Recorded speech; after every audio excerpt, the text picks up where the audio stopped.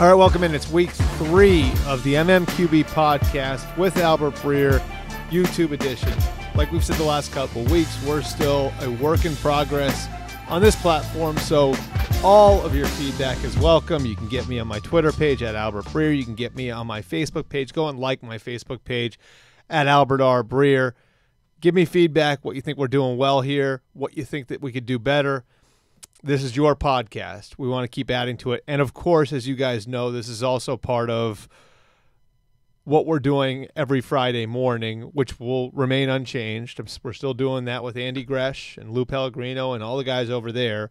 This is just another way for me to interact with you coming out of the football weekend. And Week 7 is now in the books.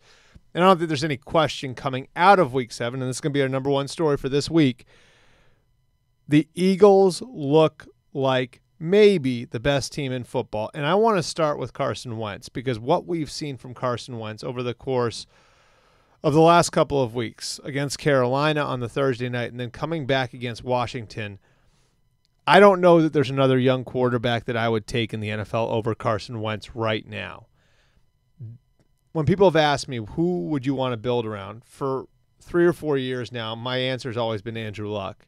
And I'm starting to waver on that a little bit. Now, part of that has to do with Luck's shoulder, although I think he'll wind up being okay long term. But what we've seen from Carson Wentz is absolutely incredible. The way he's throwing the ball from awkward angles, and I think it's something we've only really seen from Ben Roethlisberger before, maybe Cam Newton, where when he's getting pulled down or when he's off balance, he can still get the ball there. We saw it on a 3rd and long against Carolina where he got the ball out to Mac Hollins. And we saw it last night where on a 3rd and goal, he's able to get the ball out to Corey Clement as he's falling over for a touchdown. And both those balls are going to rookies. He's just, we see that element of it. And then on top of it, he's also making the routine play. And that, to me, is what's making him special. That's what makes Andrew Luck special. I think that's what makes Andrew Luck different. And that's what makes Carson Wentz a little bit different than a lot of other quarterback prospects that we've seen, where he's got that element of being able to extend plays. He's athletic enough to get out there on the perimeter. He can make plays with his feet, and he can throw from awkward angles because he's got such a strong arm. And then he can also make the routine play. He can also beat you from the pocket. And so, I mean, I'm telling you, looking back at last year, he was super impressive for the first 4 or 5 weeks of the season. Then he leveled off. Everybody got tape on him, started squatting on the short stuff, and forced him to be more accurate downfield. He went back and worked on that. He hired a quarterback's coach, Adam Dado, who works with Tom House out in California. He's almost a little bit of a hardo about it, but it's obviously working for him. His work ethic and, the amount of commitment that he's putting into being a great quarterback. And I think what we're seeing now is a combination of a guy who can win from the pocket and is cerebral enough to win to run a pro offense, combined with somebody who can also beat you with his athleticism, which I think is a rare combination that Andrew Luck also has. Obviously, Andrew Luck's not healthy right now, and few other quarterbacks in NFL history have had. Number 2 for this week, the Raiders' offensive line. To me, that's the key. When you look at the way that they played over the first month of the season, their line wasn't performing close to where they were earlier, or where they were in 2016. The Raiders' offensive line, I think, performed on Thursday night against the Chiefs close to the level where they were at in 2016 when they were probably the second best line in football. It was about getting guys like Donald Penn and Gabe Jackson and Hudson, getting those guys all back to where they were before. And to me, it really showed up in the way that they were able to run the ball. And not with Marshawn Lynch because, of course, he was thrown out. But I thought Jalen Richard and DeAndre Washington showed you something too. And so you add that, the ability to win up front with your offensive lineman, the ability to run the ball, and now you've got a different-looking Derek Carr. You've got a different-looking Amari Cooper who's got more time to uncover. With so many of these teams, we just focus on the guy who's holding the ball, and we don't look in the other areas where the problems might be rooted. And the Raiders' problems over the first 6 weeks of the season were really rooted up front.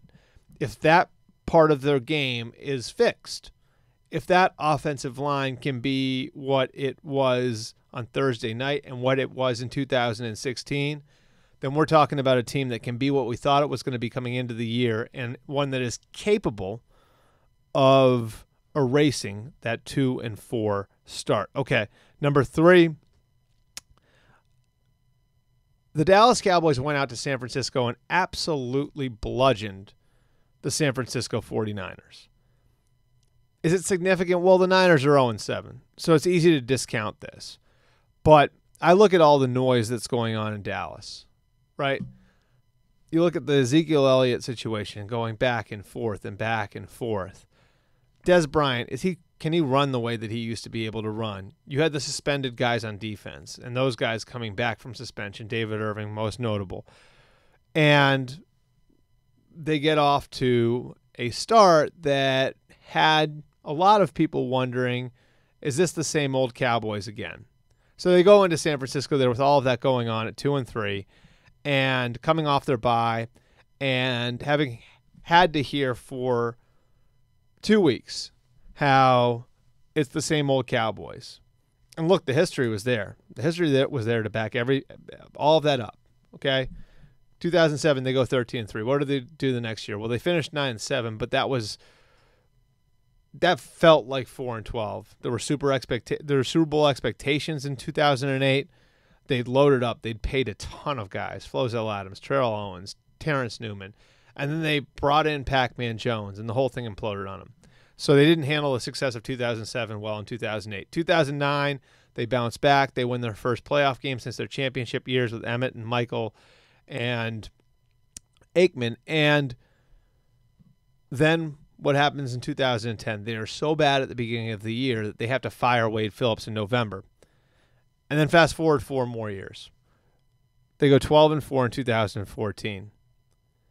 And it looks like they've built the identity behind the offensive line, and they've got, obviously, the running back there and DeMarco Murray.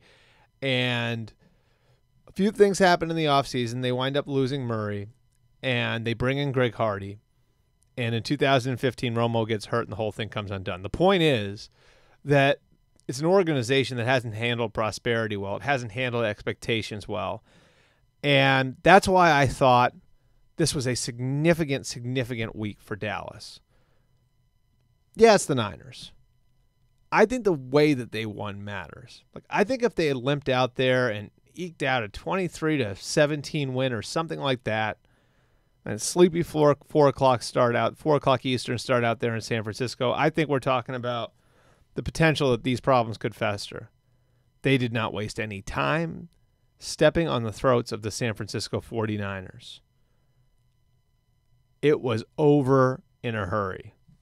2 touchdowns in the first quarter. It's 21-0, 5 minutes into the second quarter.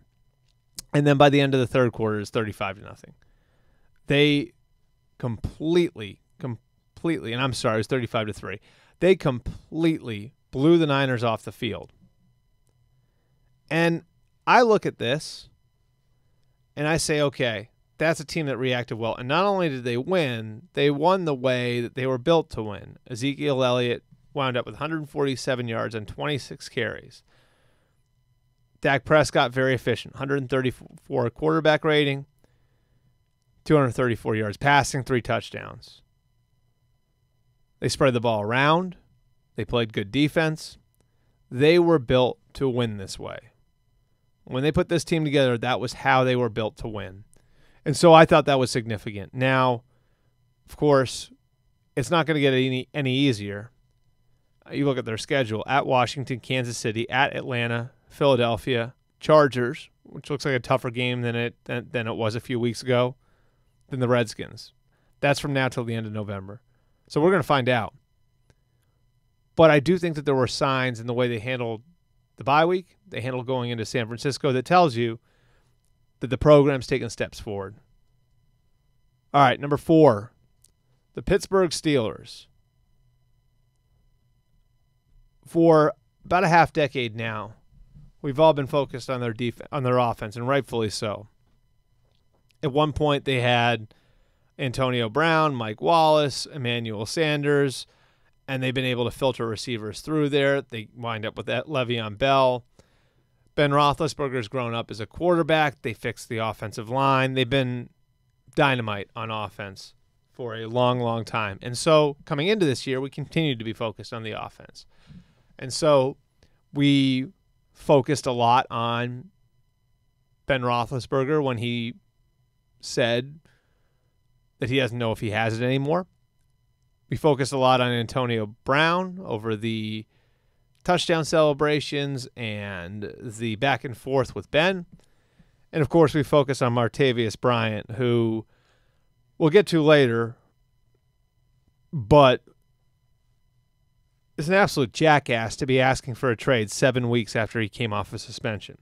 And so a lot of our focus has been on that side of the ball. I'm telling you right now, this is as well-rounded a team as Mike Tomlin's had, probably since that whole crew of players retired or were jettisoned. Guys like Troy Polamalu, Ike Taylor, James Ferrier, Aaron Smith. This is the most well-rounded team they've had since then, because now it finally looks like the defense is fixed. And the best thing about it is the guys they're building around on defense, they're all the young guys. Artie Burns, Ryan Shazier, TJ Watt looks like he could make a run at the rookie sack record. Cam Hayward's a little older, but Stephon Tuitt. You add it up, and the most important guys in that defense, Bud Dupree, most important guys in that defense are all 25 and younger. So not only have they been good, and they were great the last couple of weeks, they won that game in Kansas City. They only allowed 16 second-half yards to the Bengals last week. Big rivalry game, too. But they should get better. On paper, they should get better. And so I think the Steelers are an intriguing challenger to New England in the AFC now, and might wind up being a bigger problem for the Patriots than the Chiefs are when we get to November and December, because of the youth of that defense and because you assume that some of the discord that's going on with the offensive players isn't going to last the whole year. Number 5, we'll stay with those Patriots. And I'll tell you what, through 7 weeks, I think it's been proven that right now we don't have a great team. Kansas City looked really good for a while. And now it looks like they miss Eric Berry on defense. And we'll see where their offense is going forward. We'll see if Kareem Hunt can sustain this ridiculous pace. Like I said, the Steelers have had their issues on offense. We don't know where they're going to be at. The Eagles look great, but they lost Jason Peters, and that is a gigantic loss. So I'm going to default here to New England being the favorite. They were my pick to win the Super Bowl before the year, and here's the reason why. Aaron Rodgers is now hurt. That means the Patriots have something that no other team has, which is the quarterback as a trump card. I mentioned Wentz earlier, and Wentz will get there. I mean, I think Wentz is going to wind up being a top 5 quarterback in the NFL for a long, long time. But the things that Brady brings to the table are the things that Rodgers brought to the table, where Brady literally is your margin for error. What do I mean by that? Well, you can't give him second chances, okay? We saw in that game against the Jets where the Jets dropped a pick at the end of the first half. What happens? Well, a few plays later, Brady drops a dime to Brandon Cooks, one of the best throws you'll ever see, and all of a sudden, the Patriots are going into halftime in a different situation where it had been, and it looked like the Jets, being in control, it looked like the Jets were in position there, up 14-7 to push the lead. Now the Patriots were going into halftime tied at 14 against the Texans. Some of the throws he made there to bring them back in that game. And having the leeway where your defense can trip all over itself. And you're buying your defense time to grow, and you're not losing games in the process. I mean, it looked like that game was over when the Texans took a 33-28 lead. And Tom Brady leads them back. Even against the Panthers, they're down by 2 touchdowns, and Brady comes back to tie the game. Now, the defense failed them in the end, but that was there. And then converting third downs against the Atlanta Falcons. There's a 3rd and 8 throw to Gronk. There was a 3rd and 16 throw to Chris Hogan that very few quarterbacks can make. My point is, Brady is their margin for error. Brady's allowing other parts of the team to be developed because he's going to lift them up and he's going to put them in a position to win games even while they're going through the process of getting better in other areas. And I've categorized quarterbacks this way forever. Okay, there are quarterbacks you can win with. There are a lot of quarterbacks you can win with. I don't think the NFL has a quarterback crisis. I think there are a lot of good quarterbacks in the NFL right now, much more than there were in the 80s or the 90s. And there are a lot of quarterbacks where if you have everything right around them, they can win for you. And then there are quarterbacks that you win because of. And I think that group is much, much smaller, and it's always been smaller. And that's the group of quarterbacks who can almost win no matter what the circumstance, who can win almost no matter what the circumstances are around them. And your baseline's 9-10 wins. And that's the way it is with Brady. Almost doesn't matter what you put around him. You can take players out of the equation. You can hit him. He's still going to get to 10 or 11 wins. He's still going to be there in the playoffs. In most cases, he's going to have a bye. And that's what Brady brings to the table for the Patriots. He is their margin for error. And right now, Peyton Manning obviously was once in that category. I think Andrew Luck had a chance to get there. I think Carson Wentz has a chance to get there. But I think this year there were only 2 quarterbacks coming into the year in that category. That's Brady and Rodgers.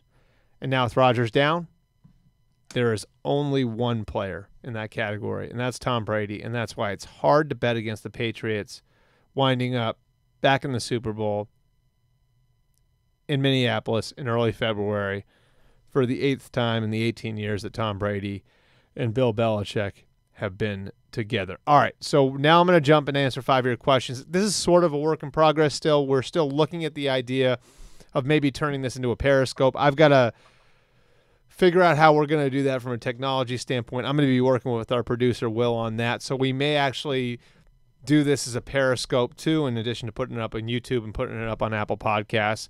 But for right now, I'm going to do this the way that I've done my podcast, in the way I've done it with my podcast on iTunes and my Friday podcast.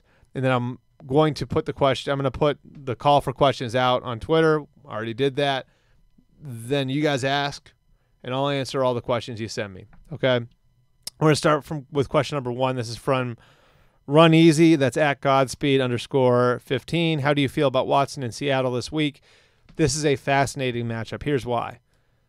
Not only are the Seahawks fast, but they're also primarily a cover 3 defense. Well, what does that mean? That means they're a zone defense. They're used to playing with their eyes on the quarterback. Those defenses typically handle mobile quarterbacks better because of the speed, because of the style of defense they play. And that's a defense, again, that practices against Russell Wilson. So there won't be a lot of shock in seeing what Watson can do with the ball in his hands. And so I think what's really interesting about this matchup, why I can't wait to see the Seahawks and the Texans, I think the Seahawks forced Deshaun Watson to beat them from the pocket. And I think that that's going to create a really interesting scenario for Bill O'Brien and the Texans coaches who've been doing a lot to make sure that Deshaun Watson is comfortable. Watson has checked every box since he's been there. This is a different type of challenge. I think it's going to be fascinating to watch on Sunday. Question number 2 from Gregory J. That's at Greg Obama. Thoughts on the Eagles trading for an offensive lineman now that Peters is out for the year? Buffalo reportedly shopping offensive lineman. That would be something else, wouldn't it? The Bills were the team that traded Jason Peters to the Eagles in the first place. Would they trade Cordy Glenn? He's an expensive left tackle. I think the only way the Eagles would do that, is if they've got some sort of inkling that Jason Peters might not be back after this year, which is certainly on the table. He's in his mid-30s. So it's no guarantee that he's coming back from a torn ACL and MCL. A couple things here. First, I can't overstate how big a blow this is for the Eagles, because so much of their identity was starting to run through that offensive line. We talked about the Eagles earlier. We talked about the Cowboys. Those teams have had such an enormous advantage over the last couple of years because the NFL A lot of people want to see where the NFL is, where the lack of offense has landed the NFL the last couple weeks. The NFL does not have a quarterback crisis. The NFL has an offensive line crisis. And there are a million reasons why. We could do a whole podcast on that. It starts with the spread offense in college, the way they're being developed, the way they're not being taught to do certain things they're going to have to do in the NFL. It goes to the practice rules in the NFL, where you're not hitting as much and you don't have two-a-days in the spring and summer, into the season where you're not hitting much during the season.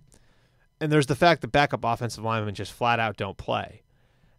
It's just not the way those positions work. You don't rotate backups through on the offensive line the way you do at other positions. So the guys who are backups, not only are they not hitting during the week during the season, they're also not hitting in games. And so it becomes really hard to develop backup offensive linemen. I think the teams that have successfully put together great offensive lines have an enormous advantage. It's why I picked the Eagles to win the NFC East before the season. It's why I thought the Raiders were going to be able to sustain the level they had last year. It's why the Cowboys, I still believe in what the Cowboys are doing. I think being good on the line of scrimmage on both sides, and in particular on offense, gives you such an enormous advantage in today's game because there are a lot of teams that are sideways at those positions. And so I think you're taking the identity of the Eagles away to some degree when you take Jason Peters out of the equation. Now, Wentz can make up for it with his athleticism some, but this is a massive blow. And so I think they put Big V in there at left tackle, but I don't think they're going to get anywhere near the production that they got. And that's nothing against Big V. That guy's a Hall of Fame left tackle, Jason Peters is. As for the thought that they would trade for an offensive lineman, I just know this. I mentioned the offensive line crisis there. There aren't very many teams that have a surplus of offensive linemen. So maybe you call the Bills about Cordy Glenn. Maybe you call the Texans about Dwayne Brown, who, they've played well in his absence. Maybe you call Brandon Albert, who I think is so beat up now. It's a huge reason why he retired. I just don't know that he has anything left. It's hard. It's going to be hard for them to find an offensive lineman. And that's why I think in the short term, at least, they see what Big V looks like out there before they figure out where they're going to be going forward into November and December. Question number 3 from Chapel Hill 23. Who is the best defensive player in the next draft? For you guys that follow me on the MMQB.com, I'm doing the draft column every week this year, which means I'm talking to all the guys who are on the road on a more regular basis. I usually talk to them, but, on a more regular basis than ever before. And so I'm going to give you Minkah Fitzpatrick, the defensive back from Alabama. He may not have the highest ceiling, but I think he's the surest thing. He can play corner. He can play safety. He's smart. He's a good kid. I think Minkah Fitzpatrick is probably the best defensive player in the draft right now. The safest pick right now.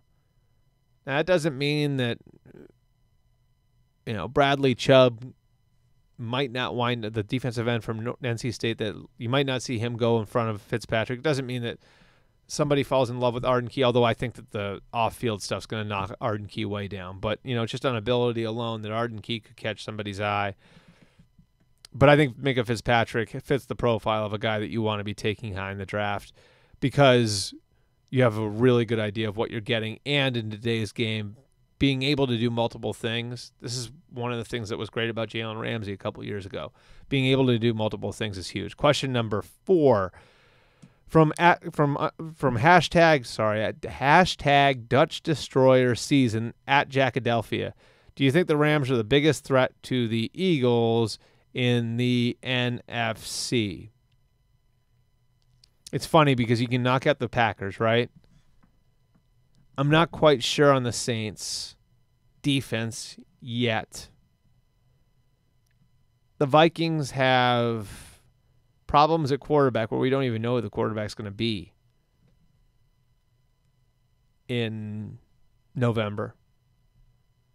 I'm going to go with the Cowboys right now because the Cowboys have that offensive line, because I think they're going to get better. Remember, they're basically turning over 2 positions there, because Ron Leary's gone and Doug Free's gone. and Lyle Collins is learning the right tackle position. And they're very, very young on defense. They're playing a lot of young guys, particularly in the secondary. And so I'll give you the Cowboys, but I think the NFC's got great depth. I think the Lions could be a team that could wind up catching fire once Matt Stafford gets a little healthier. The Falcons, maybe they get their crap together. The Seahawks are always lurking there. And the Rams have played really well. The question I have with the Rams is whether or not the depth is there to sustain. But you can see the depth in the NFC. I mean, there aren't any great teams. And I don't think the AFC is particularly deep. But I do think the NFC has, again, maybe not a great team, but a lot of really good teams.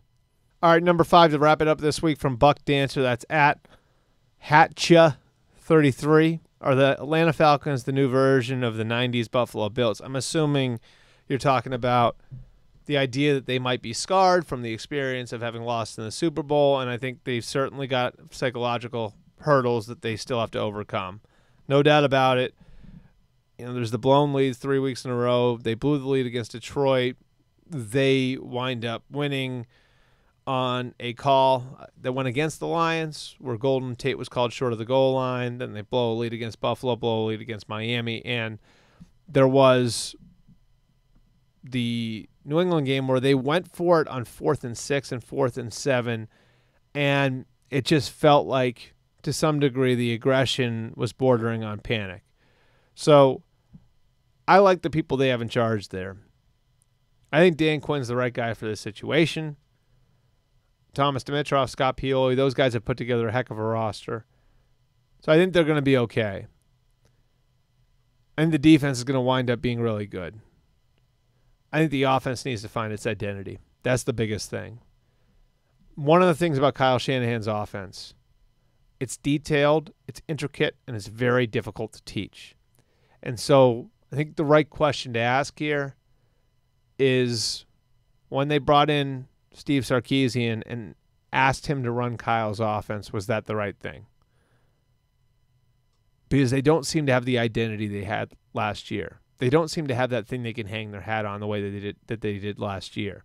I think it's affected the way that Matt Ryan's played. I think it's affected the way the offensive line's played. And so that, to me, I think is the big thing that the Falcons need to overcome now, sitting there at 3-3. Can they form an identity offensively? Who are they offensively? And we'll see what happens. But I think that that's the big thing, is when they're in a 4th down situation, when they're in 3rd and short, when they're on the goal line. They ran a jet sweep on 4th down at the goal line against New England. What do they hang their hat on? I don't think they have that the way they had it last year with Kyle Shanahan and the run game, the stretch plays they ran in the run game with Devontae Freeman and Tevin Coleman. And so we'll see whether or not they can develop that. All right, I appreciate you guys coming out. As always, send feedback my way. One more time, my Twitter page, at Albert Breer. On my Facebook page, like my Facebook page, at Albert R. Breer. You can also go on iTunes and give us a review and give us a rating. I don't know why that helps us, but all the people who understand that stuff tell me that it helps the algorithm and helps get us out there and all of that. So if you like the podcast, do that for us and interact with me again on Twitter, interact with me on my Facebook page. I appreciate you guys coming out. And always remember to listen to the MMQB podcast with Peter King, the MMQB 10 Things podcast, and one more time, this podcast, the MMQB podcast with Albert Breer. You can get us wherever you get your podcasts, including Spotify, Stitcher, Google Play, and Apple Podcasts. Same time next week. I'll see you guys then.